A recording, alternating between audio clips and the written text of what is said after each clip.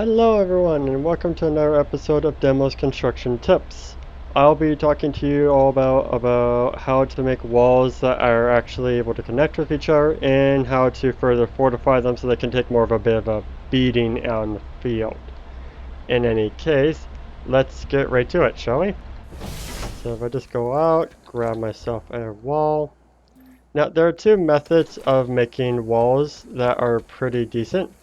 This is the first method that I used to do for a little while, and it was actually rather difficult. But basically you rotate the wall segment around, and then you just kind of see where the edge just starts interacting with the other segment. Alright, so first we want to get ourselves so we're in the green. Now we're good. Go as far over as possible. And can sometimes be a little tricky.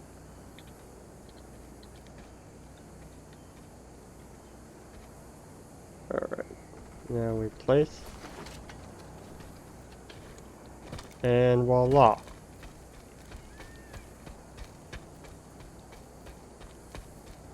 It's a little finicky, not the easiest or fastest way of doing it, but you could do both of these walls from a central location. Here, let me do that a second time. And I'll actually go a bit slower this time for you guys.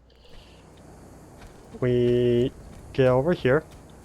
I will hold left control, left click to rotate my wall, and we just slowly rotate it. I'm now just past it, barely.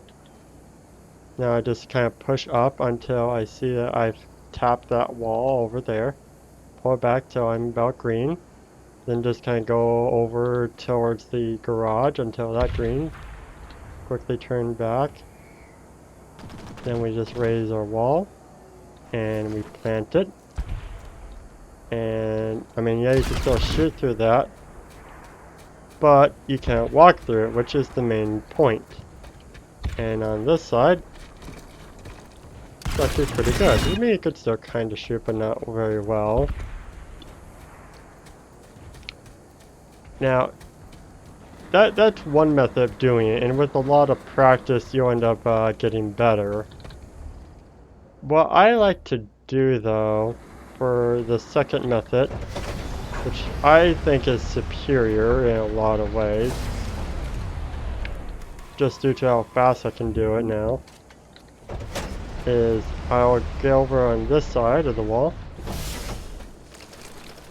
take my wall, quickly rotate around, use left control to slow down the rotation, hold both left and right click while control, and just push the wall segment out a bit. Then I walk back till the corner of the wall is just right behind me, or right behind this other segment. Then I just kind of rotate it.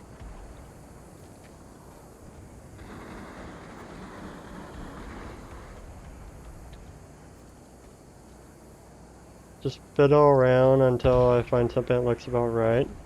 Raise it.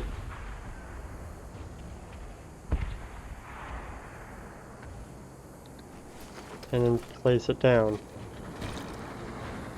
Now, I find this actually works pretty well.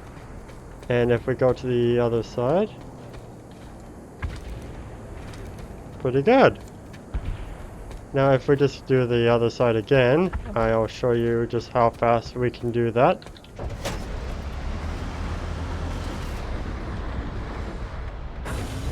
Slowly real quick. Grab another wall.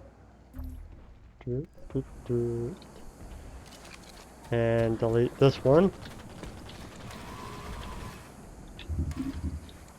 There we go. And here we go. Go to my wall. Let's kind of get that set up. Place here. I mean, yeah, you could kind of shoot anyone on the wall, but you can't shoot further into the base with that angle. And on this side, are we still sealed? No. Sometimes the walls will route or move about, and sometimes I just don't F up. Remember, the faster you try to build walls, the more F-ups you generally will have. In any case, one more tip. To further fortify a wall, and this is for when you have like a second player lying around and they have some construction items like walls that they can give you, is get rid of this wall real quick. We are just going to go back onto our front, and I'm going to take this wall, rotate it 180, take the top of it, and have it line up with those little yellow paint nubs on the wall. Just kind of push it up as close as I can, and replace it. And now we have made what I essentially will call a dry moat. And what this does is it prevents enemy armor from brushing up against the main wall with their vehicles. So you no longer have buses and whatnot that are just kind of up against this wall. Furthermore, enemy armor that is shelling the wall, about a third of their shells will land on this forward placed wall.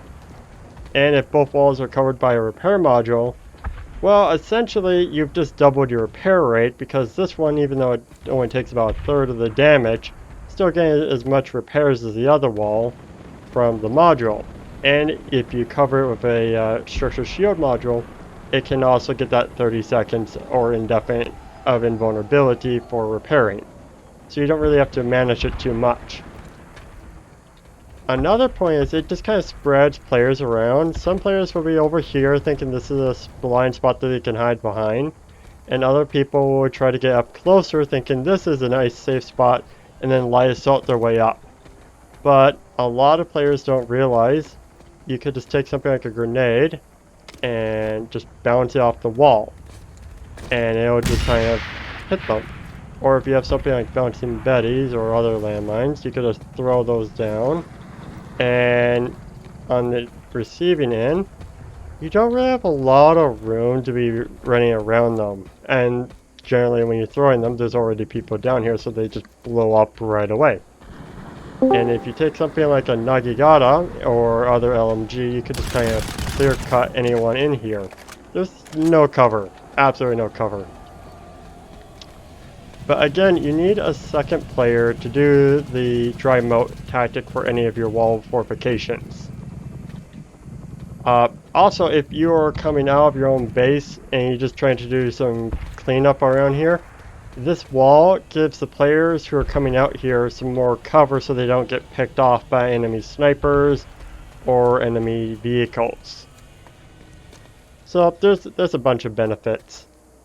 In any case, that's all I had for you guys today, and I hope to see you all on the battlefield.